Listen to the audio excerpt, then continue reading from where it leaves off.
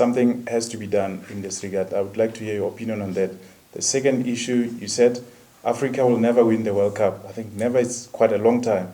Something has to be done to make sure that the situation is redressed. I know you mentioned the unequal representation when it comes to participation in teams. Surely something has to be done there. The other issue which touches on human rights, probably the plight of the players. You cannot have a World Cup without the players. But say after 5-7 years after the World Cup, you hear that this player is destitute, he doesn't have money, which means obviously they must have squandered their money. The responsibility must lie either with the clubs or with the associations to make sure that the players are empowered in terms of saving for the future. No, I agree with you that something must be done. I don't know who must do it. I don't know whether you expect me to fix all these problems. You're Superman. No, I agree with you. We will discuss later who should do it. I think the big problem in the country and the continent is the problem of players. You see, players in football is a peculiar situation. You start off in the shack, you're poor. You then become a hugely successful football player. And when you retire, you end up back in the same shack. Poor, now with all other social problems. Now, it's not just South Africa. It's the whole of the African continent. It's a big problem.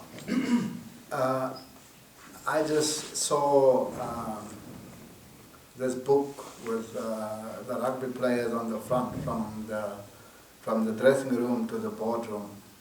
And I'm asking, which soccer player made it from the dressing room to the boardroom? Phil Venter. Eh? Phil Venter. Phil? Phil Venter. Windwater Venter. Oh.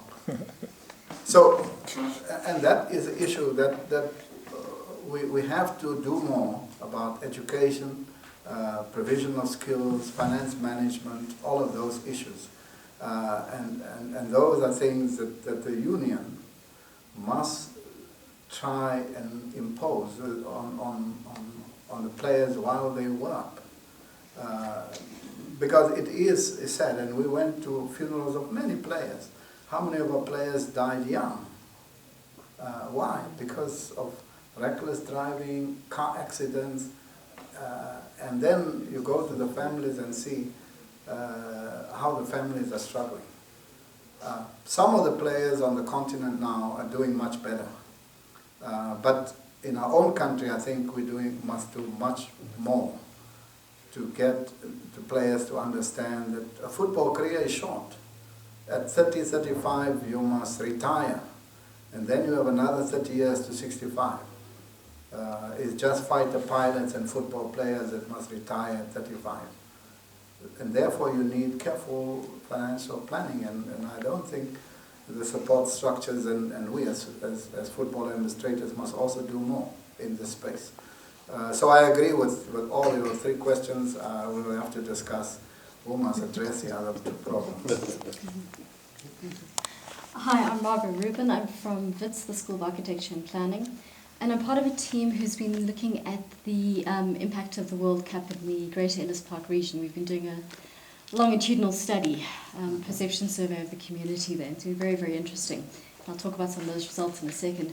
But I think, we need to be very careful in this debate about two things. The first one is, I think there are both direct and indirect connections between things like FIFA, Commonwealth, whomever else, and their requirements in cities and for governments about how they reshape certain kinds of spaces. And there's definitely a direct relationship between what they require and what ends up happening in our cities. There's also, of course, the indirect relationship, which was alluded to.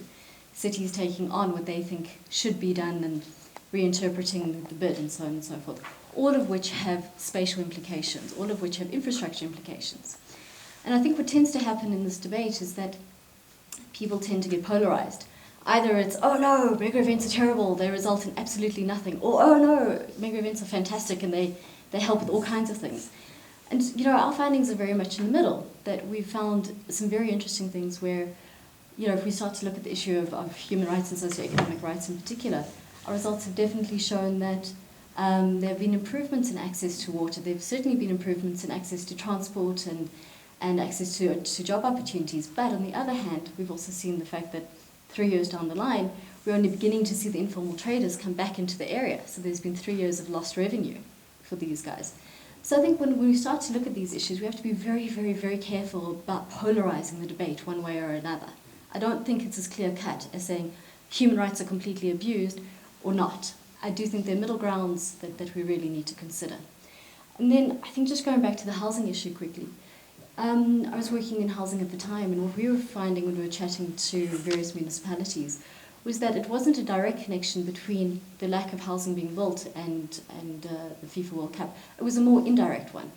What we found, for example, was the fact that the price of cement went up hugely, and that was a restriction in low-cost housing being built. We found that a lot of the big contractors who had been producing RDP units were no longer in the market because they were engaged in other kinds of development. So I don't think we can always say it's about a direct connection between one and the other. There are a series of other indirect consequences which also need to be considered. So I think we just need to think through all of those kinds of issues when we talk about these things. Thank you. So I take that as a comment. Comment, yeah. Yes, could you pass on?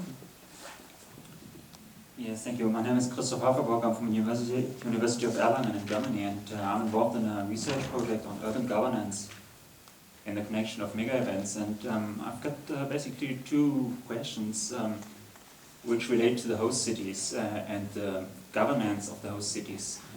First of all, what I find interesting is that although there's a quite big challenge to host the event, the cities are apparently very keen to have the event. And our take is that those events and the preparations of the event are used as a kind of empowerment strategy for specific, let me say, local key role players or specific groups in local government and beyond. And now, I think it works because there's a deadline, and that deadline works in a way that actually you can legitimize to circumvent specific democratic procedures in the preparation of the event. So this would be my second question. First question would, what is motivating actually the host cities to become host cities? What would you take beyond that? And is this empowerment strategy not threatening specific democratic procedures and elements of participation because of these tight deadlines which force the municipalities to just go ahead and not attend to proper procedures in a lot of urban development situations? Well, what we found is that the host cities, huge competitions between the host cities. And the point that is made, there was just no way that my city is not going to have a new stadium if that city gets a new stadium. And sometimes the politics plays a role. I am in political party A, I'm going to have a new stadium, and you are in political party B, and you're not going to have a new stadium, I'm also wanting a new stadium. Because the national government is going to give you billions, so must give me also billions. So you find the competition among the cities, and it becomes a problem. It becomes a problem that I don't want to deal with how they competed. For example, the opening draw and the final draw, the huge political pressure that came, because if you give the final draw to a city that's not in the party, it's a problem. So there is this competition. Secondly, there is in their own mind the marketing side of marketing the city, and they have their own internal pressures. So what we found is that even if all of them were host cities, there were tremendous competitions between the cities. And so if you give, they start counting the matches. That city has got 7 matches and I've got 8, but they are not in my party. Why are they getting more than me? And all of those things. So the competition between the cities as well. And sometimes the expenditures follow this competition, and sometimes it's underpinned by city rivalry or political rivalry. So it's part of the problem. But I think also because the money was coming from national government into the host cities, and because they were now a priority city, whether it is funding for roads or water, electricity, bulk services, now they want to be in, because they've heard all of the money is going to flow and they're going to accelerate the programs. So, but from our perspective, of course, we looked at these cities. We asked the Development Bank of South Africa to evaluate the cities and to give us a rank list and score them on two criteria: the socio-economic indicators as well as the technical infrastructure in the city. And on that basis, and based on the report that we received from the Development Bank, we then ranked the cities to say we can only have 9 cities and 10 venues in this country.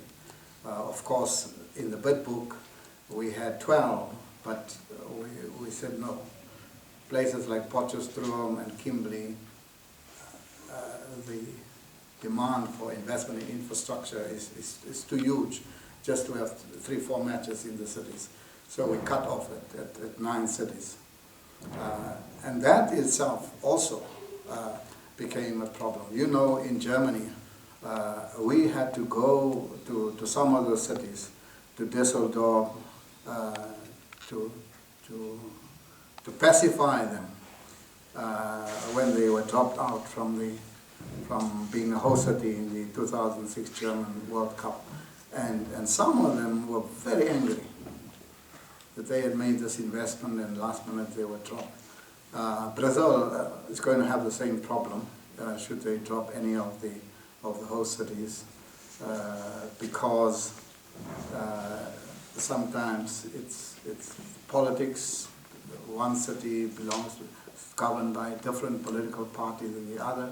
Sometimes it's the local people, sometimes people in the tourism industry. So there are a lot of these factors why you find a rush. But fundamentally, I think, especially if the money comes from the federal or national government and they see they're going to be prioritized for priorities in their city, they want to be in the queue.